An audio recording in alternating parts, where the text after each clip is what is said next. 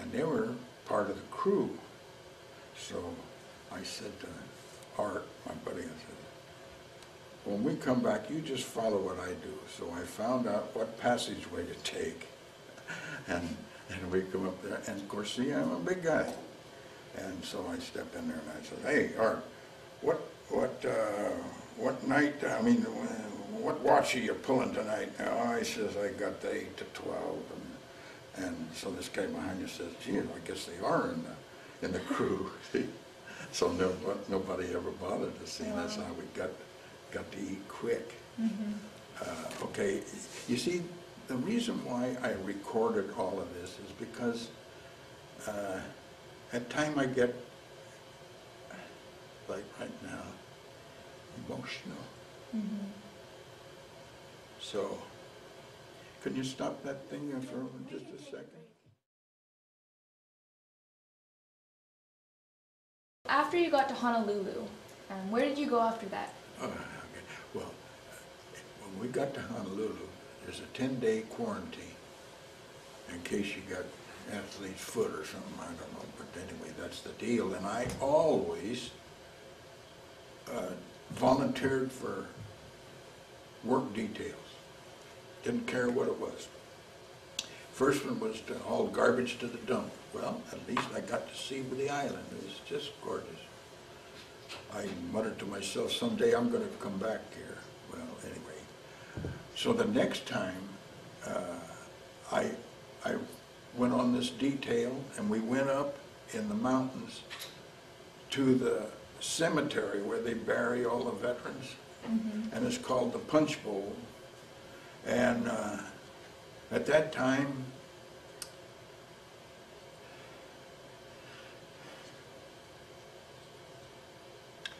they were, take care of yourself here. They were burying 2 Navy nurses. Mm-hmm. There wasn't a dry eye there. Oh, this is terrible. Anyway, mm-hmm. We went on from there, and then there's the big sea draft, where it's a big vacant lot, and here's all these sailors, and they got their sea bags, and the hammock is wound around it, and your ditty bag, and you're sitting on those, and they got a guy up there with a loudspeaker, and what he's doing is, and I found out it was alphabetical order, he's calling off these guys' names. So-and-so report to the battleship, such and such. Mm-hmm. And went on down, got down to the W's for Howard Willis, Willis Howard, report to the DD 380, the Gridley. Well, I didn't know what a DD was. I thought it might be a sandwich, or something like that. Well, and it's a Pearl Harbor, so we get in a bus and go out to Pearl Harbor. There was 2 more fellas. Well, we get there, and the ship was tied up stern end too.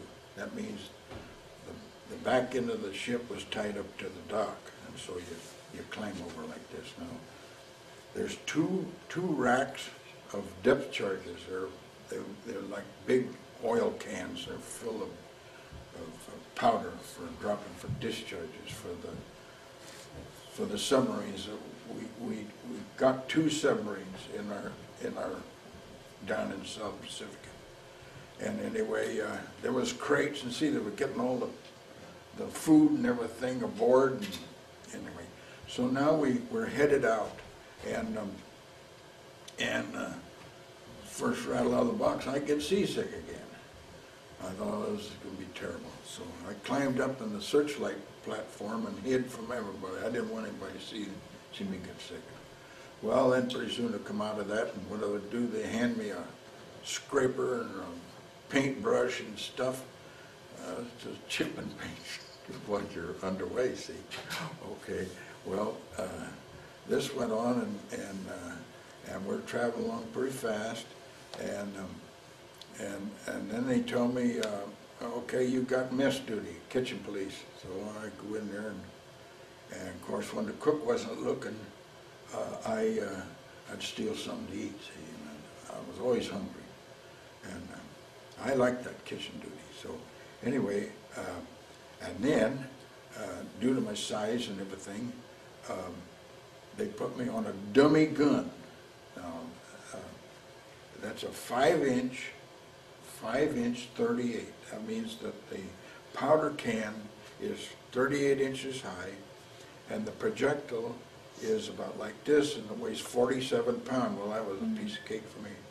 And so the powder can goes in first, and the projectile goes in, and then you pull your arm out quick because they ram home that shell into the breech, and everything's got to be very quick because you're firing, save your hair, Okay, so then I would be on lookout duty, and so I'm up on the bridge, standing there leaning on the bulkhead there, and right alongside of me is a wall, which is called a bulkhead in the Navy. And the captain's chair is right behind there, see? And he looks like a gorilla. Well, anyway, pretty soon I feel a tap on my shoulder. I turn around and look. The captain, I'm looking him right in the eye. He says, "Son, you're on lookout." And I said, "Yes, sir." And he says, "You're supposed to report everything?" I says, "Yes, sir." He says, "Well, look down there." Well, here comes some crates and flotsam and jetsam that have been thrown overboard from something or other. And so, anyway, he says, "You suppose you were asleep?" I says, "Well, I guess I was. I had that vision of them shoot me and throw me overboard." And so, anyway, he says, "Well, wait a minute." He says, "What are your duties?" I said, "Well, I got kitchen police. I got the dummy gun. When I'm not doing that, I'm scraping and painting." He says, "Wait a minute." He says, "I'll take care of that problem." And that's how I became a radar operator. Wow. And so, and they call it a radar, I was striking to be a radar operator. Okay, now, that's in one of the most important parts of the ship. They're all important. Mm-hmm. But this is where you get the skinny about what's going on, see. Like I'm facing the radar, and I learn how to operate the darn thing. I can't think of the word. You got to tune it in like a radio. You got to tune it in, get it just right, so that when that pip comes in on the screen, it's sharp. It's sharp as a tack, and you get up there, almost get your nose up there, and you get it just right. And so calibrate. That's what I meant. And so behind me is this table, as big as one of your tables there, see? And that's where they plot the incoming bogies, the aircraft, see? Or if it's a ship that I might pick up, see? And then you get a fix on that. Every time the old antenna goes around, why, you give them another fix, see? And then they plot it, and then, of course, you know how fast it's going, and sometimes if you look close, it might even be a rain squall. It rains, it looks like a wall you're going into, see, down there. So anyway, you don't want to get fooled by that, but sometimes they sneak in. A ship could be in there. Like, I'll tell you one thing, it comes to mind. We were in one of those rain squalls, and I happened to be walking on the starboard side of the ship, and the drinking fountain is up here about five paces, and all of a sudden my ship breaks out of this rain squall, and so did this flan boat called, I think it's called an Emily, a four motor thing, and machine gun just raked right up the side of that, and the only damage it did was to break that porcelain, it's the scuttlebutt, the drinking fountain, which was kind of a hoot, you know. Mm-hmm. So anyway, he skedaddled, and we fired at him, and of course it just didn't come, okay. Right. Well, moving right along. Right. Where am I anyway? So where were you at that point? Okay, we were down, we headed up with the fleet, Task Force 38, which is, there was about 4, Task Force 31, 2, 3, 4, and I can't recall which one I was in, but I know that my friend that went in the Navy with me was on the aircraft carrier Franklin, and we were astern of the Franklin all the time. And anyway, we later, this plane come out of the sun. We were steaming east, and this plane come out of the sun, and he comes down and he drops a bomb up on the port hangar deck, the flight deck, and then he zooms out around, and a beautiful job of flying, and nobody could shoot at him because you'd hit your other ships. And so when he popped out of they called it destroyer screen, we protect the carriers all the way around. See, when he popped out, he was astern of us, see, and here we are on old gun 4, open mount, and we popped one behind him, the next one was closer, next one, and he just like that and got him. Wow. Okay, that's a good deal, because anytime you shoot, you do something good. When we pulled alongside the Franklin to take on fuel, they were working on the flight deck, and here come the ice cream. That's what you get. We got, I don't know, 3 or 4 gallons of ice cream. And then they threw down Pokey Bake, which is candy bars, and funny books. Remember the funny books? And all this kind of stuff. See? So it was kind of neat. So, and we did a lot of that, see. We did a lot of that, picking up pilots and stuff like that, and getting more ice cream. Yeah. You know?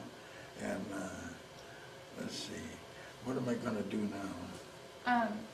So, did you ever go to an island or serve on an island? Yeah, yeah. You see, you're steaming, you're going constantly, 24/7. And I said at one time, I said, God, it must take a bunch of tankers coming out to feed the fuel to all of these ships, you know. Gee, and sometimes you're traveling pretty fast, and you're sucking up a lot of oil. And so anyway, you've got to stop once in a while to regroup, and we stopped this island for a little R&R. Well, God, it was just a dumb old island, and scrawny palm trees were all blown up, and they give you 2 cans of beer. And incidentally, the beer that we had was from the East Coast, like Iron City and I don't know what all. We're used to, you know, Acme. You probably wouldn't hear that now. It's not anymore. But West Coast beer, okay. But and then we played football, and you know, in that coral sand, boy, you get thrown on that coral sand, it eats you alive. You know, your own knees and the elbows and everything. Well, now let me tell you. Out about 100 yards is a half submerged. It was a British cargo ship, and the decks were awash and everything. I asked one of the lieutenants, I said, hey, you mind if I swim out there and look that thing over? And so he says, sure, go ahead. So, you know, I had my trunks on and everything, so I swim out there and I get aboard that thing, and I thought, geez, what if there's an octopus down there, or a shark or some damn thing? You know, you're a kid and you just had a beer. And so I dived down in there, and there was stuff shiny down there, and what it was, there was still 20 millimeter shells down there. So I pick one up, and I get back up the surface, and I thought, geez, I got to swim in with this dumb thing. So I just tucked it down in my trunks. Well, I swim into the beach, and the guys are watching this blonde-headed Hammerhead, and here I got this lump of my pants.